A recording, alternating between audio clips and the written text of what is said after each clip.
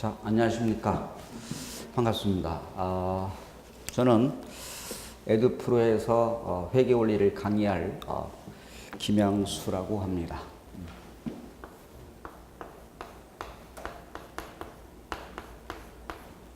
반갑습니다. 오늘 첫 시간이죠? 네.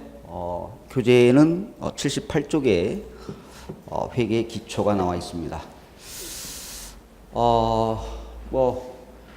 주택관리사 1차 과목에 세 과목이 있습니다. 민법이 있고, 그다음에 시설개론, 회계원리가 있습니다. 이 세 과목 중에서 제일 어려운 과목이 뭐라고 생각하십니까? 회계. 글쎄요. 회계다. 아닙니다. 회계가 제일 쉽습니다. 제일 쉽다라고 보시면 되겠고요. 아무쪼록 2017년도 시험을 준비하시는 수험생 여러분, 저만 믿고 따라오십시오. 제가 책임지겠습니다. 합격시켜 드릴게요. 아무쪼록 에듀프로와 저를 믿고 따라오신다면 회계원리 고득점을 제가 책임지겠습니다. 아마 점수가 제일 잘 나올 거예요. 80점? 80점. 자신 있어요. 자신 있으니까 오늘 첫 시간부터 회계에 대해서 설명을 드리겠고요. 일단 필기는 하지 마시고요. 한번 편하게 제가 꼭 시험 문제 나옵니다. 그럼 나와요. 안 나옵니다. 그러면 안 나옵니다. 그러니까 저만 믿고 하시고요. 지금 시간에 일단 제 이름을 암기하는 게 오늘 숙제입니다. 제가 다음 주에 저기서 물어봅니다. 저의 이름은 뭔가요? 이렇게. 그러니까 꼭 기억해서 하시고요.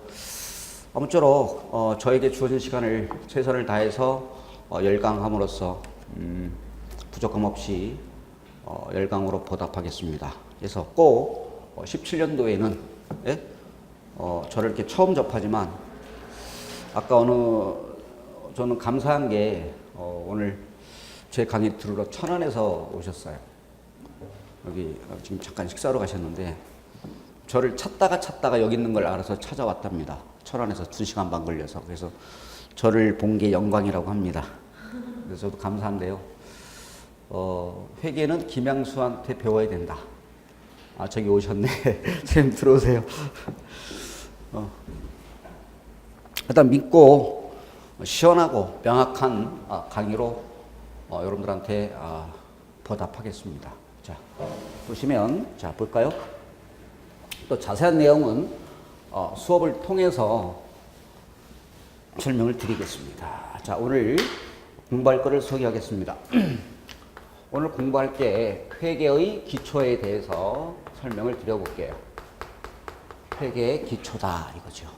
그럼 여기서 회계 그랬어요. 회계. 그럼 여러분들은 뭐예요? 뭐 수학이 아니냐? 아닙니다. 이건 산수입니다. 산수예요. 더하기 빼기, 곱하고 나누기만 할 줄 알면 뭐 이창적인 방정식 그런 거 안 나와요. 그러니까 더하고 빼기다 이거고요. 회계가 왜 어렵냐면 기초적인 마인드가 없으면 굉장히 어려워요. 그래서 회계 중에서도 가장 중요한 시기가 9월하고 10월이 그 입문 과정이 굉장히 중요한 시기입니다. 나중에 배우겠지만 차변, 대변을 배워요. 그럼 왜 이게 차변에 쓰는지 대변에 쓰는지 그게 어려운 거예요, 여러분들한테. 굉장히 쉬워요. 그리고 이따 잠시 후에 드리겠지만 40문제 중에서 약 70%, 80%, 26문제에서 30문제까지가 계산 문제가 나와요. 얼굴 피세요? 그래서 아마 대한민국에 이렇게 소문났습니다. 계산 문제는 김양수가 1인자다. 회계의 달인, 회달이라고 합니다. 누가 저한테 불명을 붙였는데요. 그래서 1차 과목 중에서 효자 과목이 있어야 돼요. 시설개로는 럭비공의 문제가 어떻게 틀지 몰라요. 럭비공을 차면 이 공이 어디로 틀지 몰라요. 그래서 굉장히 어려운 과목이고요. 그 다음에 이제 민법도 사실 법적인 그런 다 판례 이렇게 나오기 때문에 그것도 어려울 수 있어요. 근데 회계는 계산 문제다 보니까 그래서 이 회계는 머리로 하는 게 아니라 손으로 해야 돼요. 제가 직접 쓰고 계산한 거 이외에는 믿을 거 하나도 없어요. 눈도장이 아니에요. 직접 손으로 하셔야 돼요. 그 제가 오늘 이따가 두 가지의 숙제를 내줘야 돼요. 그럼 여러분들은 A4에다가 직접 써보셔야 돼요. 눈도장은 금물입니다. 그래서 아무쪼록 회계 기초에 대해서 한번 설명을 들어보는데, 여기서 회계가 모아서 계산한다 이런 뜻이에요. 그럼 여기서 회계는 주식회사의 회계를 배우는 거예요. 주식회사의 회계. 그러면 자, 오늘 공부할 내용이 첫 번째 회계의 뜻. 회계란 무엇이냐? 이걸 배울 거예요. 회계란 필기하지 마셔요. 교재 다 있어요. 제가 줄쳐 드릴 테니까 그냥 편하게 열중샷 하고 들어보시면 되겠습니다. 회계란 무엇인가 되겠고, 그 다음에 두 번째 회계의 분류가 있습니다. 회계를 어떻게 분류할 거냐? 이렇게 회계 분류를 배울 거고요. 세 번째는 회계 기간, 회계 연도, 다른 말로 회계 기간이라고 합니다. 일단 여기서부터 설명을 들어보도록 할게요. 자, 첫 번째 회계란 뭐냐 이거죠. 그래요. 세 가지로 나눠볼 수 있겠습니다. 자, 회계란 뭐냐? 한마디로 말하면 뭐냐? 유용한 정보를 제공한다. 그래요. 유용한 정보를 제공한다 이거죠. 그럼 누구한테 유용한 정보를 제공하느냐? 우리 회사의 정보를 이용하는 자, 즉 이해관계자라고 그래요. 정보 이용자들에게 무엇에 관한? 우리 회사의 즉 기업 실체에 관한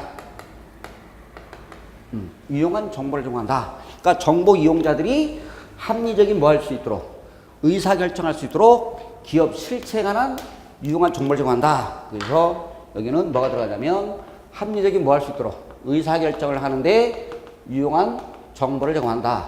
이렇게 얘기합니다. 그러면 자, 그림을 통해서 한번 살펴볼게요. 자, 여기는 회사가 있습니다. 회사가 있고요. 이렇게 회사가 있고, 우리 회사의 정보를 이용하는 자 누구예요? 정보 이용자가 누가 있느냐? 가장 대표적인 두 타입이 있습니다.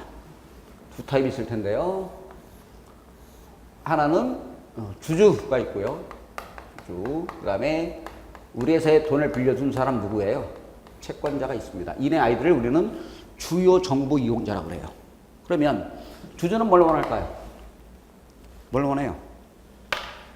이익이 생기면 뭘 원해요? 배당. 그죠? 배당을 원합니다. 채권자들은? 그렇죠. 이자를 원하겠죠. 이네 아이들은. 그러면 이네 아이들은 회사에다가 자금을 제공하겠죠. 이렇게 회사에다가 자금을 제공합니다. 그러면 회사는 어때요? 투자자 없이 존재할 수 없잖아요. 그러면 이네 아이들이 회사에다가 이렇게 자금을 제공합니다. 그러면 회사는 어때요? 이 자금을 가지고 열심히 회사를 뭐해서 운영해서 뭘 제공할까요? 성적표를 제공하잖아. 즉 결산보고서를 작성해서 보고할 거 아니에요. 이 성적표를 우리는 뭐라고 그러냐면 이렇게 얘기해요. 재무제표라고 해요. 뭐라고 그래요? 재무제표 들어보셨나요? 재산 상태와 업무 성적을 나타내는 여러 가지 표, 즉 결산보고서가 뭐라고 그런다고요? 재무제표. 이게 그 기업의 결산보고서인 재무제표를 작성해서 정보 이용자에게 뭐 하게끔, 정보 이용자들이 의사결정할 수 있도록 유용한 정보를 제공한다. 그러니까 어떠한 정보가 있을 때 그 정보를 이용하다? 재무제표가 있을 때. 그러니까 재무제표에 담아서 정보 이용자들에게 합리적인 의사결정할 수 있도록 유용한 쓸모있는 정보를 제공하는 것을 우리는 뭐라고 그런다? 회계라고 합니다. 그럼 이 재무제표는 몇 가지가 있느냐? 5가지가 있습니다. 쓰지 마셔요. 교재 확인해 드릴게요. 5가지가 있어요. 눈도장만 찍어주세요. 첫 번째, 그 기업의 재산 상태. 그렇죠. 그러면 이것을 우리는 재무상태표라고 그래요. 그 기업의 재산 상태를 나타내는 보고서가 재무상태표라고 합니다. 또 뭐가 있느냐? 그 기업이 얼마나 1년 동안 얼마나 벌었느냐? 연봉을 나타내겠죠. 너 1년 동안 얼마나 벌었는데 이것을 뭐라고 그럴까요? 손익계산서. 들어보셨나요? 손익계산서입니다. 손익계산서. 그런데 뭐가 붙느냐? 넓은 의미에 여기 뭐가 들어가냐면 포괄손익계산서라고 합니다. 포괄손익계산서라는 결산보고서가 있어요. 1년 동안 너 얼마나 벌었는데 당기수익이 얼마냐 이거죠. 이렇게 포괄손익계산서라는 게 있고요. 그 다음에 그 기업의 현금의 유입, 현금의 유출, 어떤 원인에 의해서 현금이 유입되고 유출된 일을 나타내는 보고서가 뭐가 있느냐면 현금 흐름표가 있습니다. 뭐가 있다고요? 현금 흐름표가 있습니다. 현금 흐름. 현금의 유입과 유출. 어떤 원인에 의해서 현금이 유입되고 유출을 나타내는 결산 보고서가 현금 흐름표가 되겠고요. 그 다음에 네 번째 뭐가 있느냐? 자본의 변동을 나타내는, 자본의 크기와 변동을 나타내는 보고서가 자본 변동표가 있어요. 이렇게 자본 변동표가 되겠고, 마지막으로 뭐까지 포함하느냐? 주석입니다. 뭐라고요? 주석까지 재무제표에 포함합니다. 눈도장만 찍으시라고 애우는 거 아니에요. 그러면 5가지. 자, 어떤 분들은 또 첫 글자 더 제포, 현, 자주 애우면 바보 돼요. 애우는 거 아니에요. 당연히 암기되는 거니까 이렇게 되겠습니다. 그래서 5가지입니다. 한번 읽어볼까요? 재무상태표, 그 다음에 포괄손익계산서, 현금흐름표, 자본변동표, 마지막 뭐다? 주석까지 재무제표에 포함합니다. 그럼 우리 시험에 이렇게 나왔습니다. 13회. 다음 중 재무제표에 포함되지 않는 것은, 이게 우리 시험에 13회, 16회, 올해 몇 회죠? 19회죠? 16년이, 내년이 몇 회예요? 20회가 되는데, 이렇게 13, 16회, 19회 때 다음 중 재무제표에 포함되지 않는 것은, 이렇게 해서 한 문제는 가끔 등장합니다. 아셨죠? 이렇게가 재무제표 되겠고요. 자, 그러면 이때 또 이 재무제표의 작성 책임은 누가 지느냐? 누가 질까요? 대빵이 누구죠?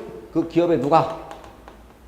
경영자가 재무제표에 1차적 책임을 집니다. 누가 진다고요? 경영자가 1차적 책임을 진다. 이게 우리 시험에 11회 때 나왔습니다. 이렇게 시험에 출제됐네요. 그러니까 재무제표의 작성 책임은 누가 진다? 경영자가 1차적 책임을 진다라고 얘기합니다. 되셨나요? 이렇게 되겠습니다. 그래서 재무상태표, 포괄손익계산서, 현금흐름표, 자본변동표, 주석 이렇게 포함되네요. 여러분 주석이 뭐 같아요? 주석이 뭐예요? 이건 뭐 들어본 것 같기도 한데, 주석. 이건 이런 거죠. 예를 들어서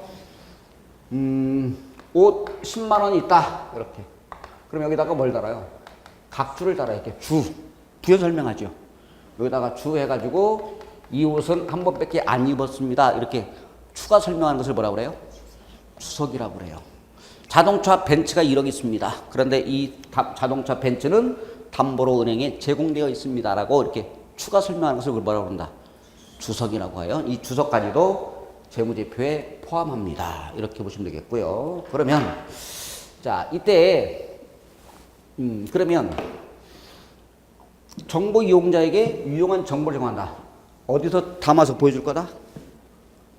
어떤 정보가 있을 때 그 정보는 유용하다? 재무제표가 있을 때 그 정보는 어떤 정보다? 유용한 정보다. 뭐 하게끔? 정보 이용자들이 뭐 하는데? 의사결정할 수 있도록 유용한 정보를 제공하는 것을 뭐라고 한다? 우리는 회계다라고 얘기합니다. 대충 이해 가셨나요? 한마디로 말하면 뭐예요? 유용한 정보를 제공한다. 누구에게? 우리 회사의 정보를 이용하는 자, 즉 이해관계자들에게 기업 실체에 관한 유용한 정보를 제공하는 것을 우리는 뭐라고 한다? 회계라고 합니다. 그래서 이네 아이들을 우리는 주요 정보 이용자로 가죠. 그럼 일반 대중, 우리들도 뭐예요? 정보 이용자가 될 수 있잖아요. 삼성전자의 주식을 살 건지 말 건지 의사결정해야 되잖아. 그죠? 그럼 어떠한 정보가 있을 때, 그 재무가 지표가 있을 때 그 정보는 뭐하다? 유용한 정보다 이거죠. 그러면 고등학교 때 올라가 볼까요? 여러분 고등학교 때 저한테 자금을 제공한 사람들이 있죠? 있죠? 두 타입 있을 텐데 누가 있나요? 누가 있어요? 아니 고등학교 아들한테 자금 제공한 사람 누가 있냐고. 아니 아이들한테 자금을 제공하잖아요. 누가 있어요? 엄마하고 누가 있어요? 아빠가 있죠. 그죠? 그러면 이네 아이들은 엄마 아빠들은 이 아이에게 뭘 제공합니까? 자금을 제공하겠죠. 그럼 얘는 열심히 공부해서 뭘 제공합니까? 성적표를 제공하죠. 그러면 부모님은 이 성적표를 보고 뭐 하겠어요? 의사결정 하겠죠. 얘를 패 죽일 건지, 뭐 의사결정 하겠죠. 그 결산보고서가 뭐예요? 재무제표예요. 되셨나요? 그러면 이때 이 재무제표 작성까지를 뭐라고 하느냐? 보셔요. 이 재무제표 작성까지를 우리는 북이라고 합니다. 북이 들어보셨나요? 북이라는 것은 뭐냐면 장부 기입의 준말을 뭐라 그래요? 북이라고 합니다. 장부 기입의 준말을 뭐라고 한다? 북이라고 해요. 북이. 장부 기입의 준말을 우리는 북이라고 하죠. 그러면 이렇게 기입된 장부를 보고, 즉 재무제표를 보고 누구들에게? 정보 이용자들에게 뭐 하게끔? 유용한 정보를 제공하는 것을 우리는 뭐라고 그랬어요? 회계라고 합니다. 그러니까 여기에 북이 있는 곳에 뭐가 있어요? 회계가 있습니다. 그럼 회계는 뭐냐? 이렇게 기입된 장부를 보고 무엇을 목적으로 한다? 정보를 제공하는 것을 목적으로 하는 게 뭐다? 회계다라고 하는 거죠. 그럼 북이 없는 곳에 회계 있을 수 있어요? 없어요? 없죠. 그건 누가 넓은 의미예요? 얘가 넓어요? 얘가 넓어요? 회계가 넓은 의미잖아요. 기입된 장부를 보고 정보 이용자들에게 정보를 제공하는 것을 뭐라고 한다? 목적하는 걸 뭐라고 한다? 회계라고 하는 거예요. 되셨나요? 시험에 나올 건 없어요. 이렇게 보시면 되겠는데 북이는 잠시 후에 들어볼게요. 그러니까 장부 기입의 준말을 북이. 그러니까 이 재무제표 작성까지를 뭐라고 그래요? 북이. 그럼 이렇게 기입된 장부를 보고 정보를 제공하는 목적으로 하는 것을 뭐라고 그런다? 회계라고 합니다. 그러면 자 보시죠. 자 이렇게 해서 회계의 정의를 살펴봤습니다. 자 그러면 자 이제 회계의 분류를 한번 살펴볼게요. 어떻게 회계를 분류할 거냐? 보시면 정보 이용자에 따라서 회계를 어떻게 분류하느냐면 보세요. 자 웃자고 한 얘기입니다. 이내 아이들 주주나 채권자들은 회사 안에 있나요? 밖에 있나요? 웃자고 한 얘기예요. 밖에 안에. 안에? 밖에. 그럼 외부 내부. 외부. 그래서 이내 주주나 채권자를 우리는 뭐라고 하냐면 외부 정보 이용자라고 그래요. 뭐라고 그래요? 외부 정보 이용자라고 얘기합니다. 외부 정보 이용자라고 그래요. 그러니까 주주나 채권자를 뭐라고 한다? 외부 정보 이용자라고 합니다. 그러면 이때 이 회사 안에는 누가 있나요? 경영자는 회사 안에 있어요? 밖에 있어요? 뭐 바깥에 있었어요? 안에 있어요. 웃자고 한 얘기입니다. 그래서 얘는 뭐라고 할까요? 외부의 반대 뭐? 그렇죠. 이 회사 안에는 누가 있다? 경영자. 그러면 경영자는 누구? 외부, 내부 정보 이용자라고 합니다. 되셨나요? 그래서 정보 이용자에 따라서 주주나 채권자를 위한 회계를 자 뭐라고 하느냐? 얘를 우리는 재무회계라고 불러요. 무슨 회계? 재무회계라고 합니다. 그러니까 외부 정보 이용자에게 유용한 정보를 제공한다. 이런 회계를 무슨 회계라고 그래요? 재무회계라고 그래요. 그러니까 외부 정보 이용자, 즉 주주나 채권자를 위한 회계를 우리는 재무회계라고 불러요. 그러면 이때 내부 정보 이용자, 즉 경영자를 위한 회계를 우리는 뭐라고 그러냐? 원가 관리 회계라고 불러요. 뭐라고 그래요? 원가 관리 회계. 그래서 이렇게 할게요. 그냥 관리 회계 이렇게 얘기합니다. 원가 관리 회계 이렇게 회계를 분류할 수 있습니다. 정보 이용자에 따라서 두 가지예요. 다시 한번 쓸게요. 외부 정보 이용자, 즉 주주나 채권자를 위한 회계를 무슨 회계? 재무회계라고 불러요. 또는 내부 정보 이용자, 즉 경영자를 위한 회계를 무슨 회계? 원가 관리 회계라고 불러요. 그래서 다시 써볼게요. 자, 두 가지로 분합니다. 정보 이용자에 따라서 재무회계와 무슨 회계? 그냥 원가 관리 회계 이렇게 두 가지로 분류합니다. 이렇게. 얘는 외부, 내부. 외부 정보 이용자에게 유용한 정보를 정하는 것을 무슨 회계? 재무회계라고 부르고, 내부 정보 이용자, 즉 경영자를 위한 회계를 무슨 회계라고 그래요? 원가 관리 회계라고 합니다. 그러면 시험은 어떻게 출제되느냐? 과목당 몇 문제가 출제되죠? 40문제입니다. 맞나요? 그런데 우리 시험에 재무회계가 32문항이 출제됩니다. 32문항 몇 문제죠? 몇 프로죠? 80%. 그죠? 얘가 이렇게 출제가 돼요. 그럼 얘는 몇 문항? 8문항이 원가 관례계가 시험에 출제되고 있습니다. 몇 프로? 20%입니다. 이렇게 출제돼요. 그런데 이 원가 관리계는 거의 8문제가 다 계산형 문제입니다. 거의 90%가 거의 8문제가 다 계산 문제고요. 나오면 한 문제가 이론 문제고 나머지 재무회계가 39문항 80%가 출제되고 있습니다. 아셨죠? 그러면 제가 최근 5년간의 한번 기출 문제를 한번 분석해 보면 이렇게 됩니다. 15회가 있고요. 16회, 17회, 18회, 자, 19회가 있습니다. 자, 이제 그 문제는 계산형 문제가 있고요, 여러분. 그 다음에 이론형 문제가 있습니다. 이렇게 이제 말문제라고 하죠. 말문제, 이론 문제가 나오는데 15회 때로 올라갑니다. 계산형 문제가 28개 출제됩니다. 그럼 이론 문제 몇 개? 12개가 출제됐고요. 16으로 넘어갑니다. 이때가 26개. 얘가 70%죠? 47, 28, 30%. 얘가 60%, 이론이 40%, 14개가 출제됩니다. 17회 갑니다. 이때 17회가 제일 어려웠어요. 굉장히 어려웠었는데 이때가 계산형 문제가 31. 그러면 이론형 문제는 9 이렇게 출제됐어요. 그 다음에 18회 갔더니 얘가 24문제 60%. 다소 이론형 문제가 많이 출제됐고요. 이제 올해죠. 16년도 19회가 계산형 문제가 28문제. 그 다음에 이론형 문제가 12문제. 이렇게 됐으니까 한 60%에서 70% 이상은 계산형 문제가 출제되어 있다.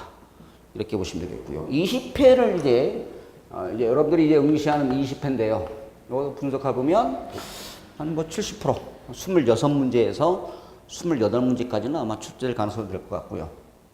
그리고 여러분들은 20회 때 몇 점을 원하십니까? 응? 몇 점을 원하십니까? 과락? 60점? 여러분들은 100점을 원하셔야 돼요. 무리인가요? 100점. 글쎄요, 작년에 뭐 저의 동영상을 보신 분들은 교수님, 뭐 95점 맞았습니다. 거짓말 아니에요. 뭐 90점, 뭐 85점, 80점. 저한테 배워서 회계가 점수가, 그러니까 1차 과목 중에서 효자 과목이 하나 있어야 돼요. 그러면 예를 들어서 얘가 70점, 60점, 50점이죠. 아마 저한테 배우신 분들은 회계가 제일 고득점으로 나올 겁니다. 아마. 그리고요, 이게 한 번씩은 과목이 어려울 과목이 있어요. 보실래요? 17회 때가 회계가 제일 어려웠어요. 떨어진 사람들이 거의 7, 80%가 회계 가락이에요. 그리고 이때는 시설이 정말 어려웠어요. 다 가락이에요. 다는 아니고요. 떨어진 사람들은. 이따가 뭐예요? 민법이 어려웠어요. 그러면 내년에는 뭐가 어려웠잖아요. 회계, 시설, 민법. 뭐예요? 회계입니다. 정말이에요. 그래도 아무리 저는 그래요. 아무리 17회 때 어려웠다 하더라도 난이도가 있어요. 그럼 난이도가 예를 들어서 상중하로 나눠볼 수 있잖아요. 그죠? 이렇게 나눠져요. 그럼 얘가 예를 들어서 뭐 40% 가정해볼까요? 그러면 꽤 많죠? 보통 30 나오는데 얘가 30%고 얘가 30% 가정해볼게요. 이렇게. 그러면 이거 몇 문제죠? 16문제죠? 이거 몇 문제예요? 24문제잖아요. 여러분들은 이거 먹어야 돼요. 그럼 이거 못 먹으면 회계 기본이 공부 안 된 거예요. 그렇잖아요. 그러면 이것도 못 먹는데 이거 먹으려니 채울 수밖에 없잖아요. 난이도가 있어요. 다 어려워서 이게 문제예요. 이게 지금 다음 중 재무제표가 아닌 거. 초등학교 1학년도 맞춰요. 이건 난이도가 하잖아요. 그러니까 기본만 돼 있으면 제급들은 이거 충분히 맞출 수 있어요. 그럼 여기 몇 개 맞춰요? 24개. 그럼 몇 개 남았어요? 안 풀어요? 뭐로 풀어요? 16개 찍으면 몇 개 맞아요? 4개. 그럼 몇 점 나와요? 70점. 맞잖아요. 그럼 70점 나오는 거예요. 그러니까 여러분들이 가장 기본적인 것을, 이거는 문제가요. 좋은 방법은 없어요. 저는 계산 문제가 되면 그래프, 저는 도표를 그려서 설명을 해요. 어떤 분은 그러죠. 선생님 이거 시험 볼 때 그려야 돼요? 근데 여러분 자유예요. 이렇게 해서 이렇게 푸는 거라고 제가 설명을 드리는 거예요. 그러니까 우리는 학문을 연구하는 게 아니잖아요. 실제 시험 대비예요. 여러분 봐봐요. 40문제를 몇 분 안에 푸셔야 돼요? 50분 안에 푸셔야 돼요. 그러면 1분 안에 딱 보고 공식 이용해서 답이 나와야 돼요. 근데 여러분 이거 어떻게 풀었지? 배웠는데? 이거 아니잖아요. 그러니까 어떤 분은 3분을 줘도 못 풀어요. 저한테 보시면 30초면 답 나와요. 이렇게 훈련을 하셔야 돼요. 그러니까 제가 그래도 우리 선생님이 지금 뭐 천안에서 거짓말 안 물어보셔요. 이따 쉬는 시간에 어디서 오셨냐고. 천안에서 오셨어. 그래도 저 강의 들으려고 여기까지 오신 거예요. 제 자랑은 아닙니다만 어쨌든 이렇게 됩니다. 그래서 여러분들은 각자 점수를 채우셔야 되는데요. 잘하는 방법은 뭐냐면 동일한 문제를 반복적으로 푸는 게 중요해요. 제가 19회 기출문제를 분석하겠지만 반복적으로 동일한 문제를 한 번 푼 분하고 10번 푼 분하고 달라요. 숫자만 바뀌어서 나오는 거예요. 시험 볼 때는. 근데 얘는 5월, 6월에 가도 푸셔요! 못 풀어. 들을 때는 알아요. 그래. 풀 줄 아는데 집 와서 푸세요! 그럼 몰라. 내 거가 안 된 거예요. 내 거가 돼야 돼요. 이 계산 문제는. 그러니까 동일한 문제를 반복적으로 계속 푸는 게 좋아요. 2-3번 정도는. 그리고 저는 할 거 안 할 거 딱 구별합니다. 이거 하지 마세요. 하지 마. 아니, 저도 5분 걸리는데 여러분 그거 해서 100점 맞을 거 아니잖아요. 80점 맞으면 된 거예요, 우리는. 그렇잖아요. 그러니까 저는 버릴 거 버립니다. 이건 먹어야 돼요. 저는 딱 구별합니다. 이거 보지 마세요. 그럼 보지 마. 이거는 외우셔야 꼭 나와요. 그럼 꼭 나와요. 이게 정해져 있어요. 나올 곳에서 정해져 있어요. 잠시 후에 배우겠지만 여기서 5문제 나옵니다. 또 꼭 나와요. 꼭 나와요. 그럼 맞춰야 되는데 그걸 못 맞춰요. 어쨌든 이렇게 제가 수업하면서 기출문제를 다 몇 회 때 이렇게 아마 분석을 하겠습니다만은 이렇게 됩니다. 되셨죠? 그러면 시험에 이렇게 나왔습니다. 15회 때. 묻겠습니다. 내부 정보 이용자에게 유용한 정보를 제공한다. 이러한 회계를 재무 해결한다. OX. X죠. 이거 내부. 외부라고 그랬잖아요. 외부 정보 이용자에게 유용한 정보를 제공하는 것을 목적으로 한다. 이건 재무 회계예요. 내부. 누구? 경영자를 위한 회계를 무슨 회계? 원가 관리 회계. 이렇게 구분해요. 이해 가셨나요? 그래요. 여기까지 됐고. 그러면 보셔요. 이 재무제표를 작성해서 여기까지 됐죠? 이 재무제표를 작성해서 정보 이용자에게 제공하기 전에 회계 외부 감사를 맡아요. 이해 가셨나요? CPA 공인회사로부터 외부 회계 감사를 맡습니다. 회계 감사예요. 회계 감사를 받습니다. 회계 감사는 왜 하나요? 왜 할까요? 무엇을 확보하기 위해서? 그 기업의 투명성을 확보하기 위해서. 즉, 신뢰성을 확보하기 위하여. 무엇을 확보하기 위해서? 신뢰성을 확보하기 위해서 회계 감사를 받습니다. 그 재무제표가 회계 원칙, 회계 기준에 맞게 작성되었는가를 뭐한다? 회계 감사를 받습니다. 재무제표가 적정한지, 그죠? 부적정한지 외부 감사를 받습니다. 이게 우리 시험에 11회 때와 14회 때 출제됐습니다. 전체적인 흐름을 잡는 거예요. 이해하셨나요? 그 재무제표가 적정한지. 상기 재무제표는 적정하게 작성되었습니다. 라고 3일 법인, 그죠? 외부 감사를 받습니다. 무엇을 확보하기 위해서? 신뢰성을 확보하기 위해서 외부 감사를 준다. 이것도 우리 지문에 15회 때 나왔습니다. 무엇을 확보하기 위해요? 신뢰성을 확보하기 위해서 외부 감사를 받는다. 이 정도만 알아놓으시면 되겠습니다. 되셨나요? 그래요. 그러면 여기까지 보시면 한마디로 말하면 뭐다? 유용한 정보를 제공한다. 누구한테? 정보 이용자들에게. 무엇에 관한? 의사결정할 수 있도록 유용한 정보를 제공한다. 그러면 어디다가 담아서 보여줄 거다? 결산 보고서가 보다? 재무제표가 있을 때 그 정보는 뭐하다? 유용한 정보다라고 얘기합니다. 아셨죠? 그럼 회계는 몇 가지로 분류한다? 두 가지. 외부 정보 이용자를 위한 회계를 재무회계 몇 문제? 32문제. 맞나요? 내부 정보 이용자 누구? 경영자를 위한 회계를 원가 관리회계 8문항 20%가 시험에 출제됩니다. 되셨나요? 자, 이렇게 되겠고 이렇게 살펴봤습니다. 자, 그러면 이제 세 번째 이거 이제 줘도 되겠죠? 애우는 거 아니에요. 제가 이거 꼭 애워주세요. 그러면 그때 와서 애우시더라도 이렇게 해서 살펴봤고요. 자, 그 다음에 회계 뭐였나요? 세 번째 뭡니까? 회계 기간, 회계 연도를 살펴볼게요. 자, 그림을 그려보겠습니다. 이겁니다. 교재 있어요. 제가 교재 봐드릴게요. 이렇게 있습니다. 올해가 16년도인가요? 16년도. 이게 15년도, 내년이 17년도입니다. 여기가 1월 1일인가요? 여기가 시작일 1월 1일. 여기는 10월 31일이죠. 그러면 1월 1일을 우리는 뭐라고 그래요? 신년. 그래, 연초라고 하죠. 10월 30일은 연말. 그죠? 우리는 1월 1일 뭐라고 그래? 연초. 그래, 연초. 10월 30일을 자꾸 대답하셔요.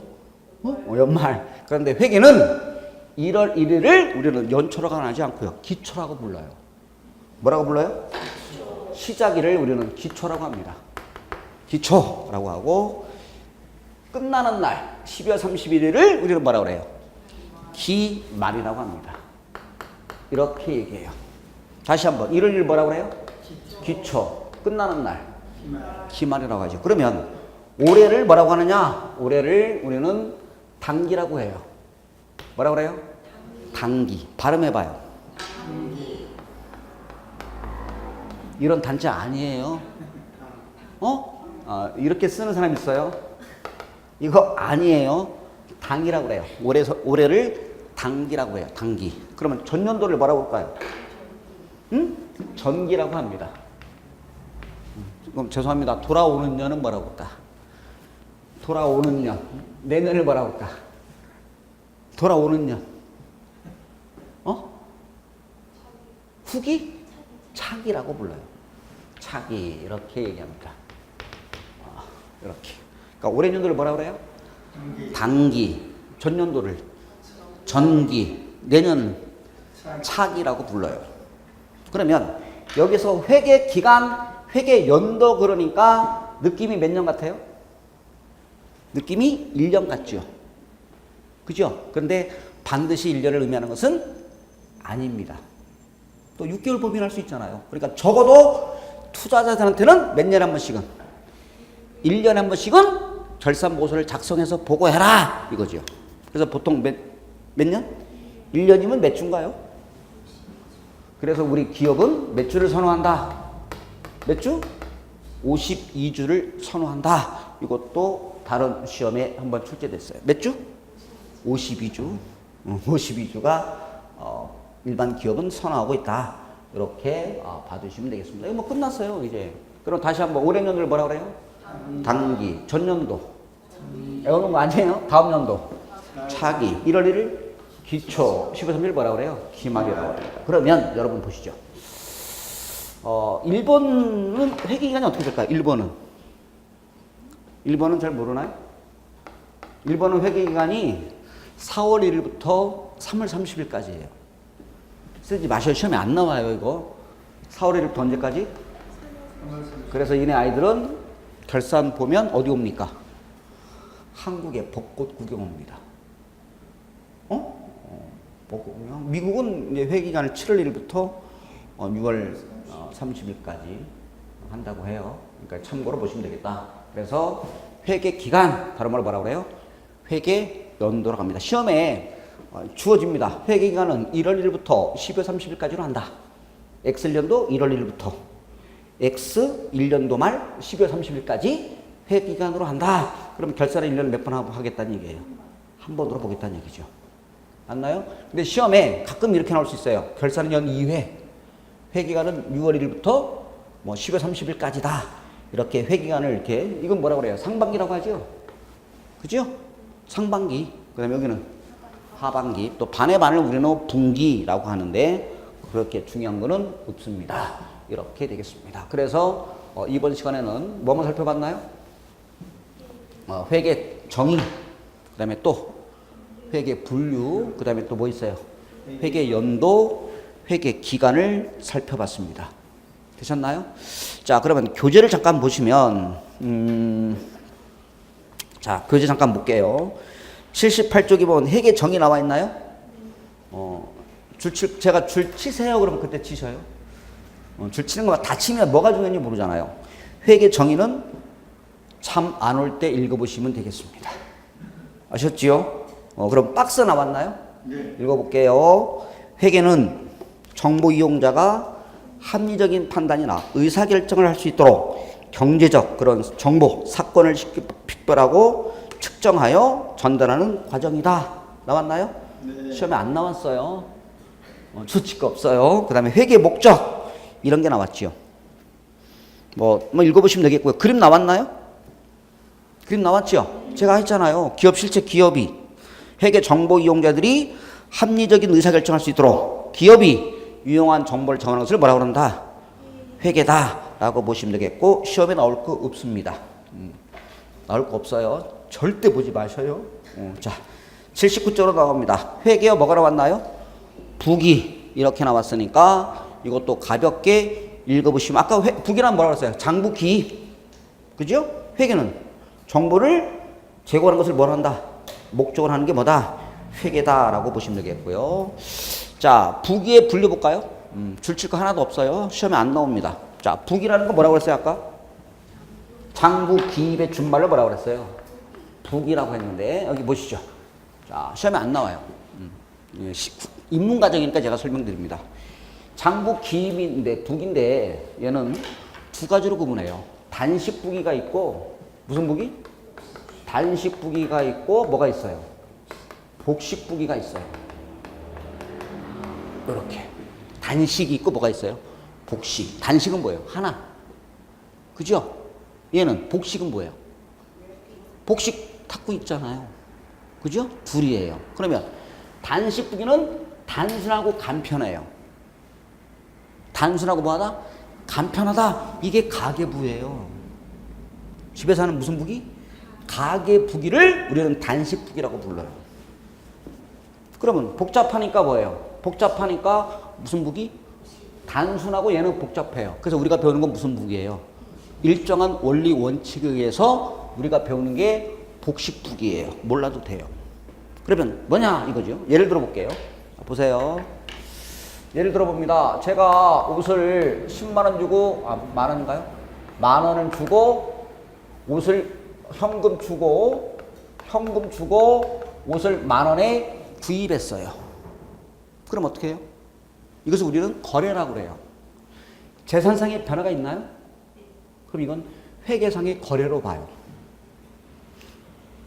이해 가셨죠? 일상생활의 거래가 아니라 회계상의 거래로 봐요. 여러분들 오늘 버스 탔어요. 이것도 회계상의 거래예요. 왜? 재산상의 변화 있었어요? 없었어요? 있었잖아요. 아침에 만 원인데 지금 5천 원 남았어요. 그럼 5천 원에 재산상의 변화가 있었잖아요. 이것도 거래라고 보는 거예요. 이해가셨나요? 커피 한 잔 뽑아 드셨어. 이것도 거래예요. 그럼 장부에 기록해야 돼, 안 해야 돼? 해야죠. 이것을 이제 북인데, 그러면 단식은 뭐냐? 한 가지만 기록해요. 자, 보세요. 책이 여기서 나왔는데, 여기 봐요. 단식은 현금 중심으로 기록해요. 현금 들어왔나요? 나갔나요? 만 원 옷을 사고 현금 나갔죠? 그럼 현금이 들어왔어요? 나갔어요? 그럼 나는 현금이라는 자산이 감소했잖아요. 그럼 대변에 현금 쓰는 거예요. 그럼 나는 현금 얼마 감소했어요? 만 원 감소했잖아요. 맞나요? 그러면 이 현금만 기록하는 거예요. 한 가지만 기록해요. 뭐 중심으로? 현금 중심으로만 기록하는 게 무슨 부기예요? 단식 부기예요. 여기 기록해요? 안 해요? 안 해요. 한 가지만 기록한다는 얘기예요. 뭐 중심으로? 현금의 입금, 현금 지출만 기록하는 걸 무슨 부기라고 그래요? 단식이에요. 그러니까 왜 현금이 나갔는지 원인을 써요? 안 써요? 써요? 안 써? 안 따져요. 왜 나갔는지는 묻지 않겠다 이거죠. 현금 나간 것만 기록하겠다. 한 가지만 기록하겠다. 그래서 얘를 무슨 북이라고 그래요? 단식북이에요. 그럼 복식은 뭐예요? 이중이에요. 여기와 여기 이중으로 기록하겠다. 이게 무슨 북이에요? 복식북이라고 해요. 그러면 자 현금 나갔어요. 그럼 대변의 현금. 자 보세요. 현금 나갔잖아요. 그럼 나의 재산상의 변화가 있었죠. 그럼 대변에 현금 10,000원 써요. 왜 나갔느냐? 뭘 샀어요? 그러면 여기다가 뭐라고 쓰는 거예요? 옷. 얼마? 10,000원 이렇게 쓰는 거예요. 그래서 이렇게 차변과 대변의 이중으로 기록하겠다는 얘기예요. 이게 무슨 북이에요? 복식북이에요. 복식북이. 이렇게 차변과 대변의 이중으로 기록하겠다. 이것을 우리는 복식북이라고 그래요. 그럼 복식북의 특징은 뭐냐? 보세요. 차변은 얼마예요? 여기도 얼마예요? 이렇게 차변과 대변의 이중으로 기록했죠. 이것을 우리는 뭐냐? 거래의 이중성이라고 불러요. 뒤에 나와요. 뭐라고 그래요? 거래의 이중성이라고 합니다. 이렇게 차변과 대변의 이중으로 기록하겠다. 동일한 금액으로. 여기 10,000원이면 여기 얼마예요? 10,000원이잖아요. 이것을 뭐라고 그래요? 거래의 이중성이라고 그래요. 이해가셨나요? 그러면 여러분 오늘 아침부터 지금까지 거래가 발생했죠? 한 5개는 거래 발생하지 않았을까요? 오늘 재산상의 변화 있었어요? 없었어요? 있었어요. 버스 탔어요. 그럼 교통비 잡아야 돼요. 그죠? 여비 교통비 1,000원, 현금 1,000원. 점심 설렁탕 드셨어요. 그럼 접대비 아니면 식대비. 친구한테 커피 사줬어요. 접대했잖아요. 접대비 비용 잡아야죠. 현금 나갔죠? 그리고 또 뭐 나갔어요? 뭐 하셨어 오늘? 재산상의 변화. 아무거나. 그래 저거 뭐요? 환타 하여튼 환타 사 먹었어요. 맞죠? 비용 잡아야 돼요. 현금 나갔잖아요. 그럼 오늘 보세요. 거래가 10건이 발생했다 칠게요. 하나 오늘 거래가 10건 발생했다. 5,000원, 3,000원, 2,000원, 100원. 그러면 거래가 10건 발생했어요. 그럼 어때요? 차변과 대변의 이중으로 기록했죠. 그러면 거래가 한 건이 발생하던 100건이 발생하던 어때요? 합계가 같아야죠. 이제 N쪽으로 우리는 이따 차변이라고 배울 건데 이 차변 합계와 대변 합계는 여기가 뭐 5,000원 아니 뭐 50,000원 그럼 여기도 얼마예요? 50,000원이죠. 항상 이 차변 합계 금액과 대변 합계 금액은 일치해야 돼요. 회계의 가장 중요한 얘기예요. 차변이 1억이면 여기도 얼마 나와야 돼요? 1억이 나와야 돼요. 맞잖아요. 왜? 동일한 금액으로 기준했잖아. 이중으로. 그럼 거래가 많이 발생하더라도 이렇게 차변 합계와 대변 합계 일치하여야 한다. 이것을 시험에 안 나와요. 대차 평균의 원리라고 그래요. 또는 다른 말로 대차 평행의 원리 같은 말이에요. 이렇게 얘기해요. 자, 용어 2개 배웠어요. 절대 시험에 안 나와요. 정리할게요. 차변과 대변의 이중으로 기록한다. 이것을 뭐라고 그래요? 거래의 이중성이라고 불러요. 여기 10,000원, 그럼 여기도 얼마예요? 이렇게 동일한 금액으로 기록하는 것을 우리는 거래 이중성이라고 그래요. 그럼 거래가 1,000건이 발생했던 오늘 10건이 발생했던 이 차변금의 합계와 대변 합계 금액은 뭐 해야 된다? 일치하여야 한다. 이걸 뭐라고 그래요? 대차 평균의 원리라고 불러요. 다시 말하면 평형의 원리라고 해요. 이해가셨나요? 이렇게 보고요. 그러면 교재를 잠깐 보겠습니다. 자, 부기에 분류 나왔는데 춤추지 마세요. 그냥 넘기세요. 집에 가서 잠이 안 올 때. 근데 여러분들은 집에 가서 책 보면 자요. 집에 가서 30분 이상 책을 보면 제가 손에 장을 찢어요. 응? 그러니까 잠 안 오실 때 보시면 되겠습니다. 그리고 단식북이, 복식북이 나왔나요? 안 보셔도 돼요. 우리는 할 거 많아요. 아셨죠? 아니, 여러분 단식은 뭐예요? 한 가지만 기록해. 뭐 중심으로? 현금, 가계부예요. 현금의 수익과 지출만 기록하잖아요. 그런데 우리는 무슨 부기를 배워요? 일정한 원리 원칙에 따라서 차변과 대변의 동일한 금액으로 기록해요. 그죠? 그럼 아무리 많은 사건이 거래가 발생하더라도 이렇게 차변 합계와 대변 합계 뭐 해야 돼요? 일치하는 것을 뭐라고 그래요? 대차 평균의 원리라고 불러요. 되셨나요? 그리고 그 밑에 단식부기와 복식부기 비교 나왔나요? 아, 네 번째 줄 보세요. 거기 현행은 줄 치지 마세요. 찾았나요? 복식부기 네 번째 줄 79쪽에 정부나 그거 보세요. 모든 기업에 거의 이용된다. 현행은 정부나 지방자치단체에도 무슨 부기를 이용하는 추세다. 복식부기를 배웁니다. 됐나요? 넘겨보셔요. 자, 회계 단위와 회계 연도 봤나요? 나왔나요? 그래서 이번에 보면 회계 연도, 회계 기간 나왔죠? 한번 줄 치지 마세요. 네 번째 줄 보세요. 거기 뭐라고 했어요? 세 번째 끝에 당 회계 기간에 시작되는 시점을 뭐라고 그런다? 기초. 끝나는 시점을 뭐라고 그런다? 기말. 직전에 회계 기간을 뭐라고 그러고? 전기. 아까 들어보셨죠? 찾았어요? 다음에 회계 기간을 뭐라고 그런다? 차기라고 한다. 시험에 안 나옵니다. 찾았어요? 80쪽에서 회계 기간, 회계 연도. 찾았나요? 자, 그 다음에 네 번째 볼까요? 자, 1번에 거래 이중성이 나왔고 대차 평균의 원리 나왔죠? 자, 이중성은 뭐라고 나왔으면 읽어볼게요. 줄치지 마세요. 하나의 거래에 대하여 두 가지 사항을 인식할 수 있는 것으로 거래가 발생하면 반드시 양쪽이라는 건 뭔지 알죠? 여기 양쪽에 같은 금액으로 변동한다는 것이다. 이는 복식부기의 근본 원리가 된다. 이해가셨나요? 이렇게 되겠고 2번 보실까요? 대차 평균의 원리.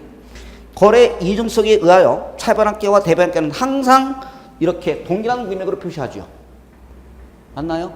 동일한 금액으로 으로써 거래 전체의 차변과 대변은 평형을 이룬다는 것으로 대차 평균의 원리라고 한다. 찾았나요? 이거예요. 차변합계와 대변합계는 반드시 뭐 해야 된다? 일치하여야 한다. 이걸 뭐라고 그래요? 대차 평균의 원리라고 한다. 시험에 안 나옵니다. 자, 회계 분류. 자, 여기서 이제 하나의 지문은 나올 수 있어요. 그러니까 문제 하나를 형성하는 게 아니라 하나의 지문. 우리는 오지선행 하나의 지문은 나올 수 있습니다. 볼까요? 기업의 회계 정보 이용자는 투자자나 채권자 등의 외부 정보 이용자와 경영자 등, 즉 내부 정보 이용자로 구분할 수 있다. 따라서 회계는 정보 이용자 또는 보고 목적에 따라서 무슨 회계와 무슨 회계로 구분한다? 재무회계와 관리회계로 분류한다. 이렇게 나왔죠? 그럼 재무회계 볼게요. 재무회계는 투자자, 채권자 등 줄치세요. 외부 정보 이용자. 거기만. 외부 정보 이용자. 그것만 주세요. 다른 거 주지 마세요. 외부 정보 이용자. 시험을 그걸 외부를 뭘로 바꿔서 내요? 내부로 바꿔서 내요. 외부예요? 내부 아니에요? 오케이. 외부 정보 이용자가 합리적인 의사결정이 이루어지도록 일정한 기준에 따라 측정하여 재무지표를 통해 유용한 정보를 제공하는 외부 보고 목적의 회계를 말한다. 됐나요? 오케이. 이렇게 되겠고요. 그 다음에 즉 투자자나 채권자들이 기업의 합리적인 의사결정을 할 수 있도록 재무상태, 재무성과, 현금 흐름, 자본 변동에 관한 정보를 제공한다.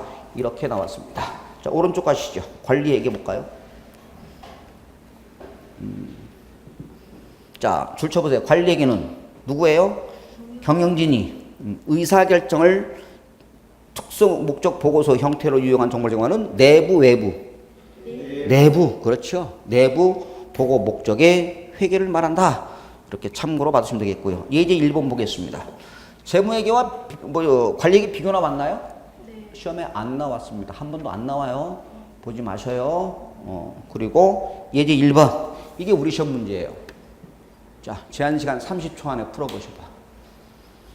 기업과 관련된 회계를 정보 이용자 기준으로 분류할 경우 가장 옳은 것은? 몇 초면 풀 수 있어요? 10초? 무슨 회계와 무슨 회계? 재무회계와 관리회계로 분류한다. 이게 우리 시험 문제였습니다. 할만하죠? 그래요. 자, 그 다음에 정보 이용자들이 나왔죠? 이것도 참고로 넣어놨으니까 안 보셔도 돼요. 투자자 또 누가 있나요? 종업원, 그 다음에 또 대여자, 채권자, 고객, 정부, 일반 대중, 그 다음에 누가 있나요? 경영자. 그러면 경영자에서 세 번째 줄 주세요. 아까 이 재무제표의 작성 책임은 누가 진다? 그러면 세 번째 줄만 한 줄 붙여놓으세요. 경영진은 재무제표의 작성과 표시에 대한 1차적 책임을 진다. 거기까지만 봐두시면 되겠습니다. 되셨나요? 네. 오케이. 그 다음에 83쪽으로 갑니다. 네, 마지막 가볼게요. 자, 재무제표 관련 규정이 나왔습니다. 자, 첫 번째 좀 읽어볼게요. 자, 좀 어렵습니다만 우리 시험에 몇 번 나왔네요. 줄 주세요. 세 번째까지. 재무제표는 기업에 잠시 배워요. 재무상태와 찾았나요? 첫 번째 줄 83쪽입니다, 선생님. 83쪽. 꼭대기에 재무제표의 찾았어요? 줄 주세요. 재무제표는 기업의 재무상태와 즉 재산상태와 재무성과 잠시 후에 배울 겁니다. 재무성과를 체계적으로 표현한 것이다. 또 줄 주세요. 재무제표의 목적은 우리 시험 3번 나왔습니다. 목적은 광범위한 넓은 의미의 정보 이용자의 경제적 의사결정하는 데 유용한 보고기업의 재무상태, 재무성과, 재무상태 변동에 관한 정보를 제공하는 것이다. 거기까지만 줄쳐놓으시면 고맙겠습니다. 됐나요?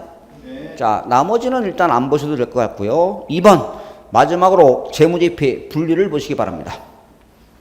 자, 한번 읽어볼까요? 현행 기업회계 기준서에 따라 작성하는 재무제표는 재무상태표, 또 포괄손익계산서, 또 현금 흐름표, 또 자본 변동표 및 뭘로 구성된다? 주석으로 구성된다. 이렇게만 봐두시면 되겠습니다. 그러면 뚱뚱한 글씨 보세요. 뚱뚱한 글씨. 자, 뚱뚱한 글씨 볼게요. 1번에 뭐 있나요? 재무상태표. 2번 뭐예요? 포괄손익계산서. 3번 뭐예요? 자본변동표. 4번 뭐예요? 현금흐름표. 5번 뭐예요? 주석. 암기됐잖아요. 근데 이걸 또 첫 글자도 뭐라고 그랬지? 아까 첫 글자에서 재포, 현자, 주로 바보예요, 우리는. 아셨죠? 이렇게 되겠습니다. 넘겨보시죠. 자, 재무제표의 범위 나왔나요? 5가지 제가 쓴 거예요. 확인만 해 두시면 되겠고, 나중에 또 설명드릴게요. 예제 1번하고 1교시 마무리 짓겠습니다. 자, 몇 회 기출 문제예요? 찾았나요? 예제 1번? 응? 자, 16회 때 나왔어요. 풀어보셔봐. 전체 재무제표에 포함되지 않는 것은 저한테 풀어주세요라고 하지 말고 여러분들 직접 풀어보셔봐. 야, 내가 이렇게 나오면 맞출 수 있는 건가? 이렇게. 재무상태표. 앞에 기말 그런 거 의미 갖지 마세요. 아직은 어려워요. 기간, 포괄손익계산서. 자본변동표. 현금흐름표. 최저원가명세서. 답은 몇 번? 5번. 그래요. 이런 문제 10초 만에 푸는 거예요. 그러면 계산 문제에다가 세이브가 되는 거죠. 시간 부족액을. 되셨나요? 네. 자, 예제 2번 보셔요. 몇 회 거예요? 18회. 작년 거예요. 그러면 아직 안 배웠어요. 답은 찾을 수 있어요. 자, 2번이에요. 재무제표에 관한 설명으로 옳은 것은? 지금 모르는데요. 자, 일단 5번만 보세요. 5번 뭐라고 그랬어요? 재무제표는 재무상태표, 손익계산서, 시산표, 자본변동표로 구성된다. OX. X잖아요. 그러면 5개 중에서 하나는 맞을 수 있잖아요. 됐나요? 되셨죠? 그리고 나머지는 이따가 잠시 후에 이제 설명을 들어보도록 하겠습니다. 자, 여기 보시죠. 자, 1교시는 이렇게 배웠습니다. 뭐 배웠나요? 회계. 그 다음에 회계, 분류, 뭐 있나요? 재무회계와 관리계로 구분된다. 됐나요? 어려운 거 없어요. 1교시는 이렇게 마무리 짓겠습니다. 고생하셨습니다. 집에 가는 거 아니에요? 다음 시간에 좀 쉬었다가 2교시 시작하겠습니다. 네, 2교시가 중요해요. 자, 쉬었다 하겠습니다.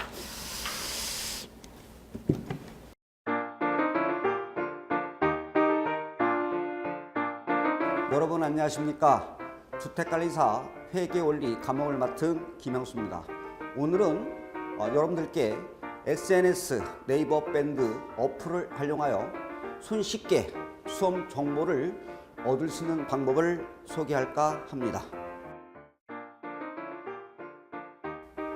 자, 먼저 플레이스토어에 접속하여 검색창에 네이버 밴드를 치면 어플이 보일 겁니다. 눌러서 설치부터 해주시고요. 자, 지금은 안드로이드 기준으로 설명을 하고 있습니다. 자, 아이폰을 사용하시는 분들은 앱스토어에 들어가셔서 동일하게 네이버 밴드를 검색하고 설치하시면 됩니다. 이렇게 설치 완료된 네이버 밴드 어플을 실행시켜 보겠습니다. 상단에 돋보기 모양 버튼이 밴드 찾기 검색창입니다. 이곳에 주소모를 입력한 후에 검색 버튼을 누르시면 주소모 네이버 밴드 페이지가 보이실 겁니다. 자, 주택관리사 수험생 모임 주소모를 클릭해 보겠습니다. 자, 먼저 공지사항에 눌러보시면 전국 모의고사가 PDF 파일로 첨부되어 있습니다. 다운로드 아이콘 화살표를 눌러보시면 파일 열기 또는 이 휴대폰에 저장할 수 있습니다. 파일을 열어보면 모의고사 문제를 보실 수 있습니다. 확대를 통해서 크게 보일 수도 있는 방법이 있습니다. 참고하시기 바랍니다. 모의고사에서 나가서 밑으로 스크롤 하시면 모바일 1일 문제가 있는데 한번 클릭해 보겠습니다. 먼저 문제를 푸시고 쭉 밑으로 내리시면 정답과 해설을 바로 확인할 수가 있습니다. 모바일 메일 용어입니다. 용어들을 풀어서 이해하기 쉽게 올려드립니다. 시간 되실 때마다 보시면 많은 도움이 되시겠죠. 그리고 마지막으로 동영상도 업로드가 되는데 재생 버튼을 누르시면 원하시는 영상을 보실 수 있습니다. 지금까지 네이버 밴드 주소모를 통해 출퇴근 짜투리 시간을 알차게 활용하여 좋은 정보를 얻으시기 바랍니다. 이제 주소모 밴드로 여러분들을 초대합니다. 오직 하나의 목표만 생각하며 최선을 다하시기 바랍니다. 항상 여러분을 응원하겠습니다. 오늘도 화이팅입니다. 감사합니다.